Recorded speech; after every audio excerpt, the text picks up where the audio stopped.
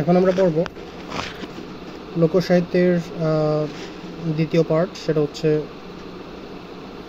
বিখ্যাত লোকগীতি হারামণি সম্পাদককে। বিখ্যাত লোকগীতি হারামণি সম্পাদক হচ্ছে মোহাম্মদ মনসুর উদ্দিন। এটি হচ্ছে 13 খণ্ডে বিভক্ত।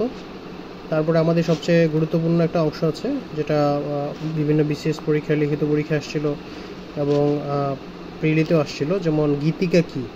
গীতিকাকে সাধারণত ইংরেজিতে বালাদ বলা হয়ে থাকে। এগুলো সাধারণত এক ধরনের আখ্যানমূলক লোকগীতি। প্রাচীনকালের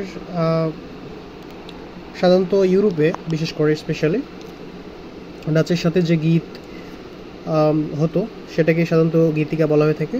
এই সাহিত্যে সাধারণত কোনো দৈব ঘটনা বা কোনো বিয়োগাত্মক, অর্থাৎ কেউ যদি মারা যায় অথবা কারো স্বজন হারিয়ে যায় সেটার উপর ভিত্তি করেই এবং সেটার সাথে যদি কোনো প্রেম কাহিনী সংগঠিত থাকে তাহলে এটাকে গীতিকা বলা হয়ে থাকে। যেমন বাংলাদেশে সাধারণত কত ধরনের গীতিকা পাওয়া যায়? বাংলাদেশে সাধারণত 3 ধরনের গীতিকা পাওয়া যায়। যেমন একটা হচ্ছে তোমার নাথ গীতিকা, 2 নম্বর হচ্ছে ময়মনসিংহ গীতিকা, যেটা ডক্টর দীনেশ চন্দ্র সেন যেটা সম্পাদনা করেন।